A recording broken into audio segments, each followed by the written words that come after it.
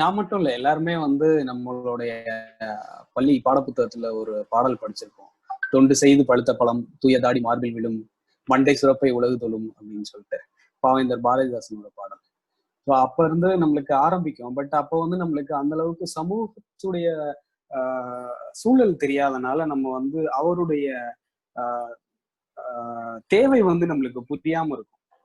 அந்த மாதிரி ஒரு சூழல் இருக்கும். நம்ம அவரை பத்தி அவ்வளவு படிச்சிருக்க மாட்டோம். ஆனா அவர் ஒரு விடுதலை போராட்ட வீரராகவோ இல்ல ஒரு சமூக ஆர்வலர் அந்த மாதிரி ரேஞ்சில மட்டும்தான் நம்மளுக்கு தெரிஞ்சிருக்கும்.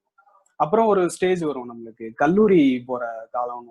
கல்லூரி காலங்கள்ல பாத்தீங்கன்னா இது எல்லாருமே ஓகே, ஒரு ஒரு ஏத்திஸ்ட் மனநிலையில இருப்பாங்க பசங்க. நான் கடவுள் நம்ப மாட்டேன் அப்படின்னு. அப்போ நம்மளுக்கு தெரிஞ்ச ஒரு மிகப்பெரிய ஏத்திஸ்டா கமலஹாசனோ பாரதியாரோ அவங்க எல்லாம் இருப்பாங்க. அந்த மாதிரி காலகட்டங்களை தாண்டி மையத்துல இருக்காரு அப்படின்னு நினைக்கிறேன். அவர் இப்போ மையம்னு இருந்தாலும் நம்ம ஒரு 10 வருடங்களுக்கு முன்னாடி பாத்தீங்க அப்படின்னா அவரே ஏத்திஸ்டா தானே சொல்லிட்டு இருந்தாரு. இன்னமும் அவர் ஏத்திஸ்ட் தான் அவரை சொல்லிக்கிறாரு. ஆனாலும் மையம்னு ஒரு ஸ்டாண்ட் எடுத்துக்கிறாரு. அது வேற மாதிரியான விஷயம். சோ இந்த மாதிரி நாம அந்த காலகட்டங்கள்ல கூட நம்ம பெரியாரை படிக்க தவறி, அதுக்கப்புறமா சமூக பிரச்சனைகள் அந்த மாதிரியான விஷயங்கள்ல நம்மளுக்கு எப்போ நாட்டம் வருதோ அப்போ இதை பற்றி பேசிய ஒரு தலைவனை நம்ம தேடி படிக்கிறோம் அப்படின்னா அப்போ நம்ம பெரியாரை போய் சேர்றோம். சோ இதுல என்ன சொல்ல வரேன் அப்படின்னா, பெரியார் ஒரு கடவுள் மறுப்பு அப்படிங்கிற ஒரு வட்டத்துக்குள்ள இல்லாம நம்மளாவே நம்ம இந்த மாதிரியான ஒரு தேடலுக்காக தான் அவர்கிட்ட போய் சேர்றோம். அப்போ அவர் பேசுற விஷயங்கள் நிறைய விஷயங்கள் பேசுறாரு. அது சாதி மறுப்புல இருந்து பெண்ணடிமைத்தனத்துல இருந்து எல்லா விஷயங்களையும் பேசுறாரு. மேபி ஆண்களுக்கு பெண்ணடிமைத்தனம் பேசுறது பிடிக்காம நம்ம அவரை படிக்காம இருக்கலாம். ஆனா மற்ற விஷயங்களுக்காக கண்டிப்பா ஆண்கள் பெரியாரை தேடி போயிருக்கலாம். குறைந்தபட்சம் இளமை காலத்துல, அதாவது ஒரு 22 வயசுல இருந்து அந்த காலகட்டங்கள்லயே கூட பெரியாரை தேடி அவங்களாவே தேடி போயிருப்பாங்க. அந்த மாதிரிதான் நானும் பெரியாரை தேடி படிக்க ஆரம்பிச்சேன். எப்படி அப்படின்னா நான் ஒரு தீவிரமான நாம் தமிழர் ஆதரவாளரா இருந்தேன். சீமான் அவர்கள் இலை மலர்ந்தால் ஈழம் மலரும் அப்படின்னு சொல்லிட்டு இருந்த காலகட்டங்கள்ல நான் ஆமா, அண்ணன் சீமான் தான் சரி அப்படின்ற ஒரு மனநிலையில இருந்த இளைஞன் தான். அதுல இருந்து வெளியே வந்தது இந்த மாதிரி சில படிப்பினைகள் தான்.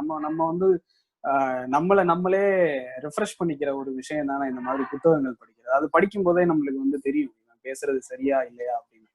நீங்க பாத்தீங்க அப்படின்னா பெரியாரிய கொள்கை கொண்டவங்க அவ்வளவு சீக்கிரத்துல எந்த ஒரு விஷயத்திலையும் விழ மாட்டாங்க. போலியான விஷயங்கள்ல போய் அவ்வளவு சீக்கிரத்துல விழ மாட்டாங்க.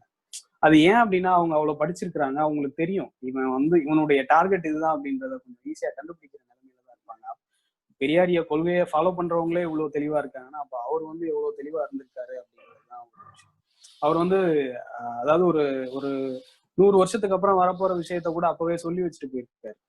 அதாவது இப்ப நம்ம ஃபிளைட்ல பறக்குறோம். அவர் அப்பவே சொல்லியிருக்காரு, ஒரு மனுஷன் அவனுக்கு ஷூ கடியிலேயே ஒரு ஒரு ஏதோ ஒரு புகை வர்ற மாதிரி ஒரு இதை மாட்டிக்கிட்டு அவன் தனித்தனியா பறக்க ஆரம்பிச்சிருவான் அப்படின்லாம் அவர் சொல்லியிருக்காரு. அதே மாதிரி டெஸ்ட் டியூப் பேபிஸ் அப்போதான் வந்த காலங்கள்.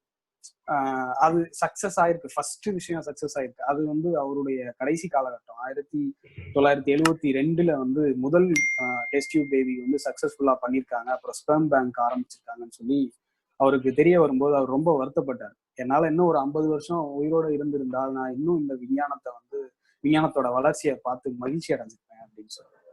அந்த வகையில கண்டிப்பா அவரை கடவுள் மறுப்புன்னு மட்டும் இல்லாம எல்லா விஷயங்களுக்காகவும் அவரை தேடி போய் படிக்க முடியும். நான் அப்படிதான் அவரை போய் தேடி அடைஞ்சேன்.